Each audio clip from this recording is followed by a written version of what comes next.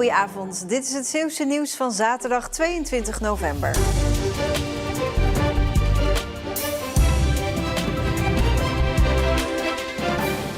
Bouwen, bouwen, bouwen. En dan het liefst op deze lap grond aan de rand van Leeuwendorp.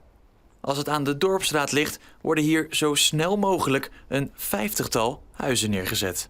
Als ik het mocht zeggen, dan zeg ik van bouwen. Gewoon dicht, snel gaan bouwen voor Leeuwendorp, want we zijn er aan toe.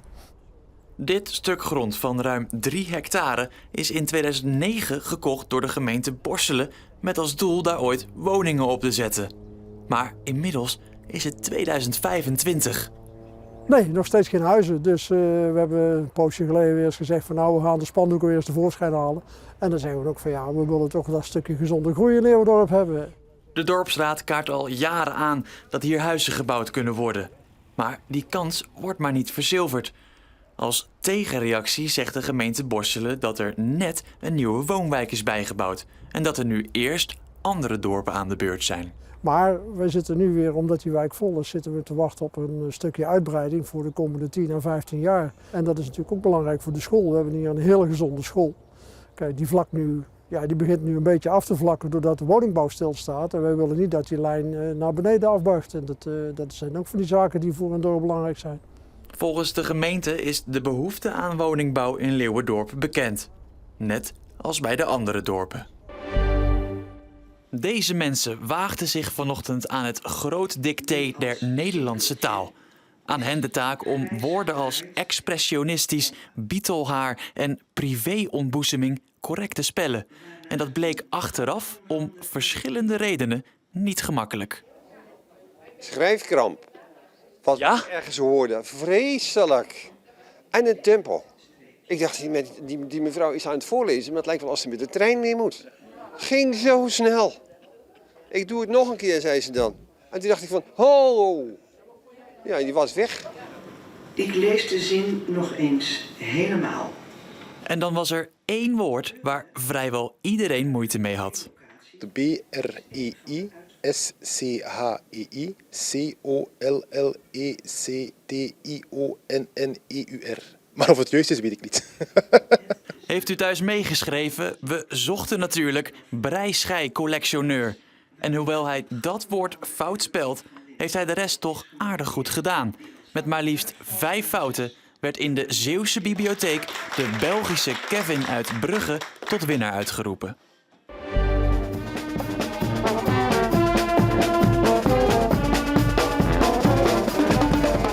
Drukte in de haven van Goes vandaag, want de Sint en zijn Pieten kwamen daaraan. Kinderen stonden vol enthousiasme op hem te wachten.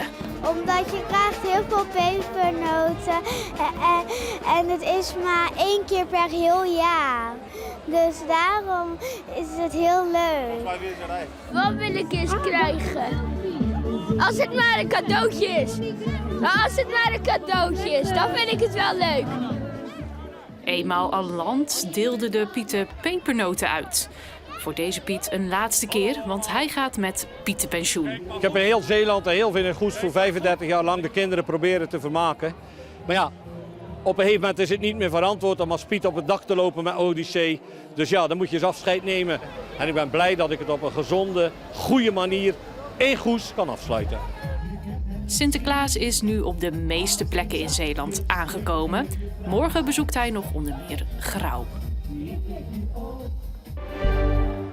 Groene Ster Vlissingen heeft gisteravond de zaalvoetbalderby tegen ZVV Middelburg met 7-3 gewonnen.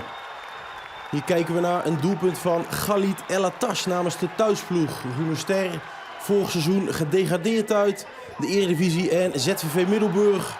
Pas 5 jaar bestaat die club, maar nu dus al op het tweede niveau van Nederland. We moeten wel pas op de plaats maken voor Groene Ster, dat duidelijk een maatje te groot is. Hier op een 6-1 voorsprong komt. 30 seconden voor het einde van de eerste helft.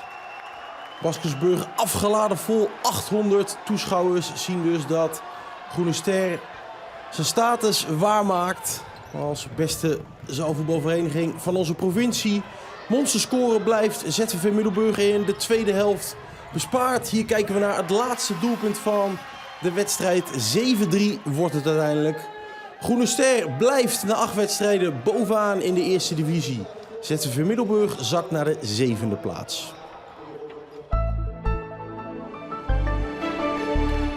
We hadden een mooie zonsopkomst vandaag met oranje-rode kleuren. En dat kwam door wolkenvelden die de hele dag wel zouden blijven. Het was koud met temperaturen net boven nul en daarbij een vrij krachtige tot krachtige zuidelijke wind. Het hinderde velen echter niet om toch naar de Sinterklaas-intocht in Goes te gaan komen. Vanavond wordt de bewolking steeds dikker. En vanavond laat en vannacht valt er enige tijd sneeuw met die temperaturen dan nog steeds rond het vriespunt. En dus zal er een sneeuwdekje gevormd kunnen worden en is er kans op gladheid.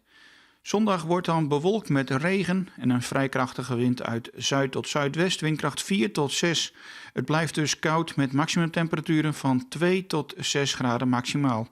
Maandag en dinsdag hebben we buien, regen. En woensdag wordt een betere dag met droog weer en zon. Het kwik schommelt volgende week rond 7 à 8 graden. Dit was Zeeland Nu. Zometeen Zeeland de Week. Met daarin een overzicht van het Zeeuwse nieuws van de afgelopen week. Fijne avond.